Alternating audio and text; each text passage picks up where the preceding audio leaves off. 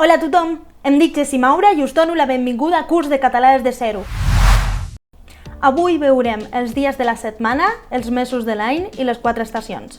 Però abans de començar, us en recordo que podeu subscriure-vos al canal, que podeu activar la campaneta perquè us avisin cada vegada que pujo un vídeo i si us agrada el contingut del vídeo, podeu comentar aquí sota o donar like. Si esteu preparats, comencem! No sé si escolteu aquest soroll, però jo vull gravar i la meva veïna es posa a rentar roba i la rentadora de la meva veïna està fent un soroll. A més fa un soroll com molt agut. Així és impossible. Comencem veient els dies de la setmana. Us en recordo que es diu setmana amb una T perquè són 7 dies. Aquesta T l'hem de dir perquè jo sé que en espanyol aquesta T no existeix i per això moltíssima gent que aprèn català després no la diu, però la realitat és que en català està representant el nombre 7 i per això l'hem de dir sempre, perquè si no està malament dit. També faig una altra aclaració i és que jo sé, com en Argentina, que la setmana comença en molts països el dia diumenge, però en català la setmana comença el dilluns, llavors començarem sempre amb dilluns. Com sempre, el que faré és llegir el vocabulari i vosaltres, si voleu, podeu repetir darrere mi. Comencem. Dilluns, dimarts, dimecres, dijous, divendres, dissabte, diumenge. No tenia una idea el que m'està costant parlant lent. M'estic travant tot el temps perquè parlo lent. Però bé, vosaltres m'havíeu demanat que parles bé, lent. Llavors estic fent tot el meu esforç, però em costa molt.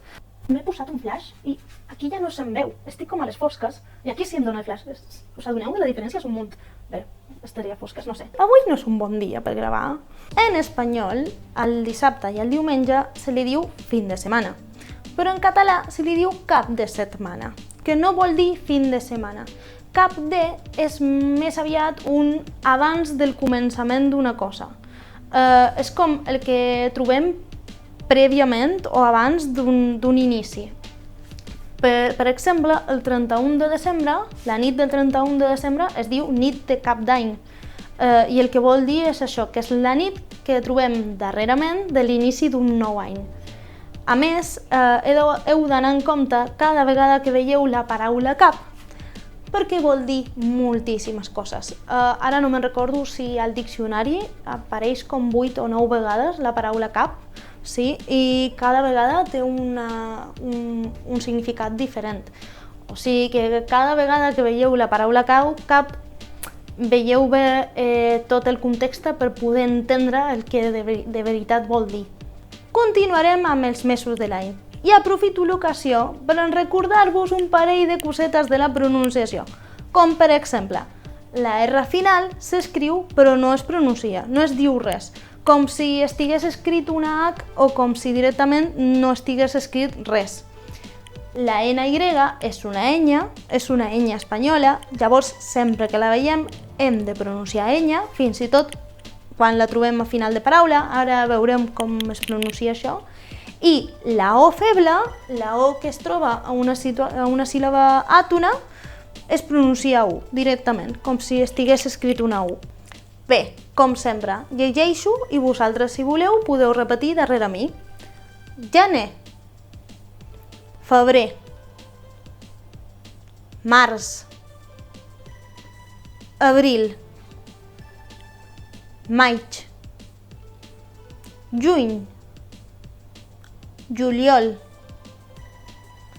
agost, setembre, octubre, novembre, desembre. Finalitzarem llegint les 4 estacions de l'any. Bé, jo he decidit posar l'hivern primer perquè és l'estació que trobem quan comença l'any a l'hemisferi nord, que és on es parla català. Però si vosaltres viviu a l'hemisferi sud, ja sabeu que l'any comença a l'estiu. Bé, això són les mateixes estacions, però diferent ordre només. També us en recordo que cada vegada que veieu aquesta L apostrofada, l'hem de llegir com si l'apòstrofe no existeixi. Sí? L'hem de llegir tot seguit.